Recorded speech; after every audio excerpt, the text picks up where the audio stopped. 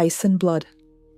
When she opened her eyes, she saw bursts of snow wrapping around Cassava, who struggled to stay airborne, clinging to unstable nanoelectromagnetic waves, relentless weather. The car flew to an airway and parked along the shoulder. Are we there? Yes, the technological essence, TE, replied. Before Cassava could follow with another question, Akilina opened the door and stepped out. She sent a command for Cassava to find the nearest parking area.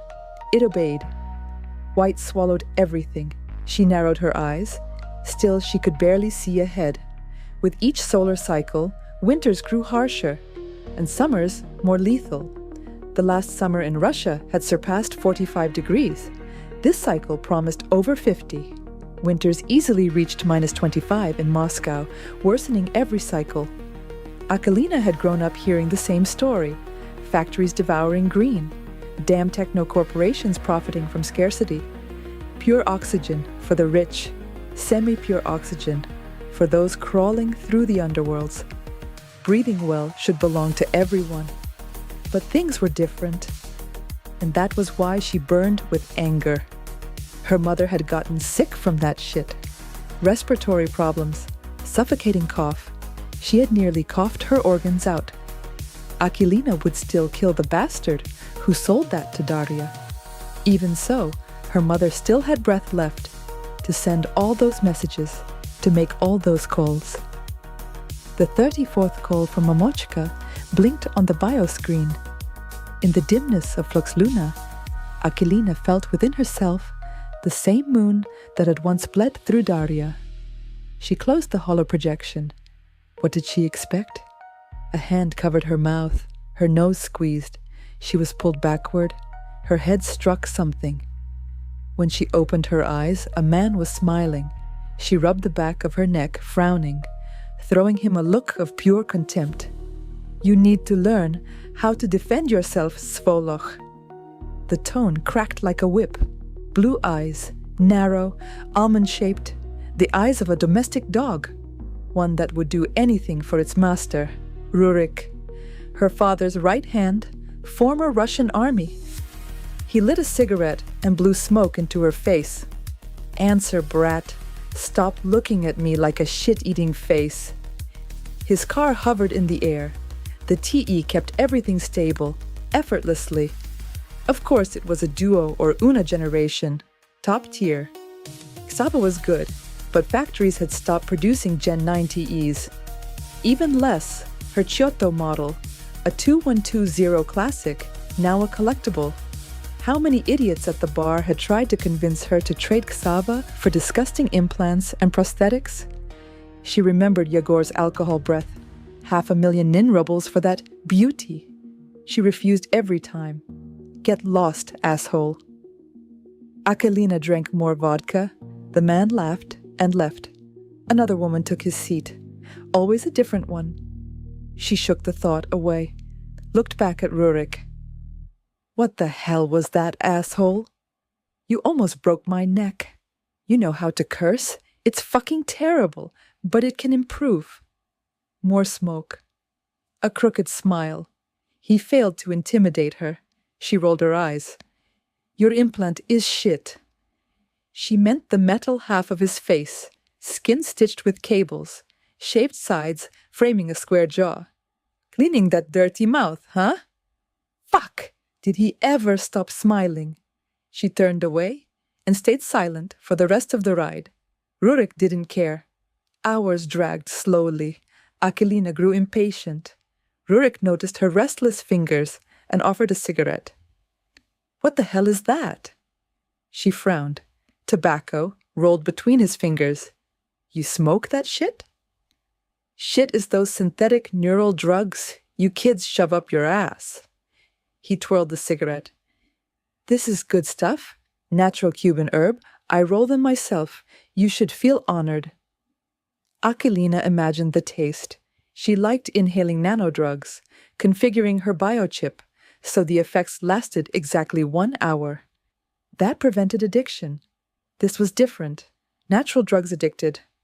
Without biochip regulation, control vanished. What kind of high was this?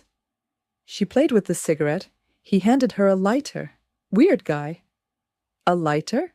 Who used that? She lit it, dragged. The smoke burned her throat. She coughed violently. Rurik waited, hiding sarcasm behind his smile. She tried again. Again. No effect. Of course it wouldn't work. She finished it. Filled the car with smoke. Leaned forward. The world spun. Pressure dropped. A different kind of dizziness. Earthy taste flooded her mouth. The numbness compensated. Was I supposed to feel that? Her hands pressed into the seat. Slow blinking. Like she was reassembling reality. Good, right? Rurik dragged again. Shut up. Give me more. He raised an eyebrow. Hedion said you were like this. He handed her another.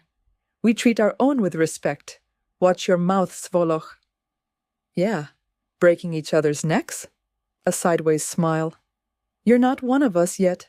She took the cigarette and slipped it into her pocket. 2 hours of travel. 4 cigarettes.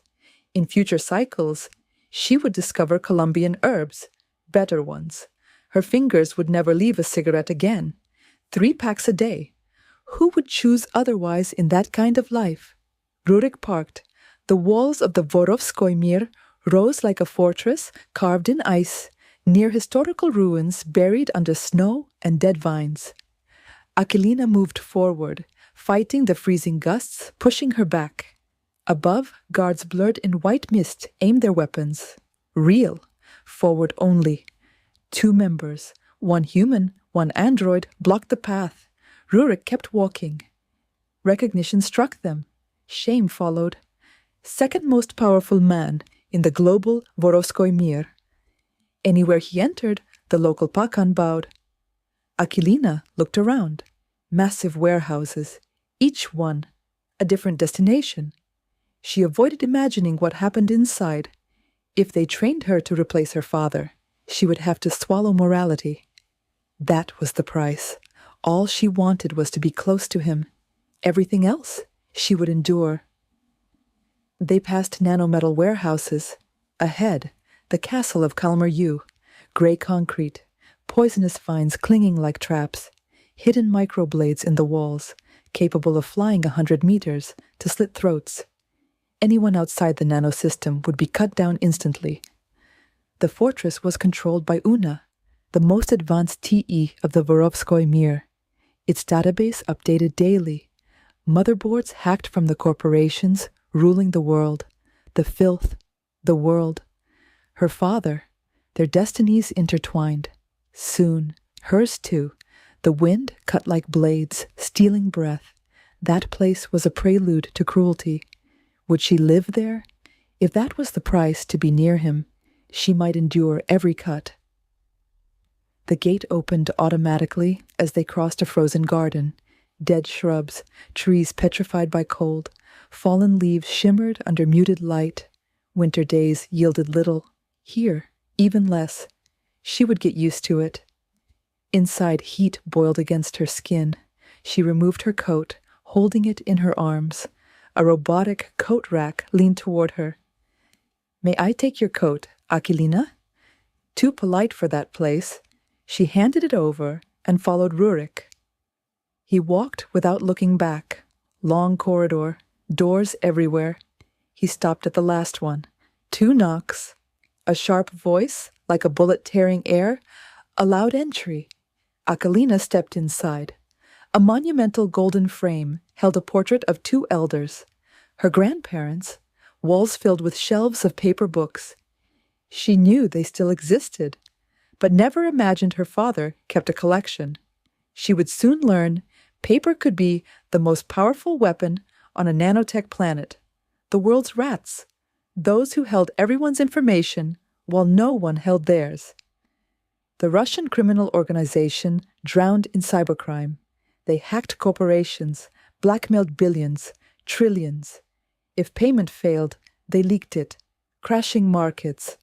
Often, the Russian monarchy bought the data, using it to blackmail other governments. Paper became the safest place for secrets, impossible to hack. Hedion lifted his eyes from the documents. A gray chip in his cheek glowed faintly. Every Pakan had one. His pale skin, like hers. Green eyes, like hers. Cold. A sigh. He set the documents down, running fingers through dark brown hair, like hers. Truth! She had seen him once. In a photo her mother showed her. They had never exchanged more than voice calls. His severe features were exactly as she imagined. "You're late, Rurik." Rurik stepped in, leaning against a table.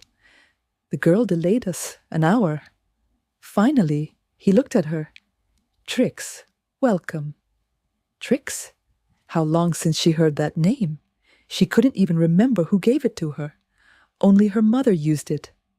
Trix. She repeated it silently. Akilina Orlov Volkov would have to disappear in that life. She walked forward, dragging her feet across the black carpet.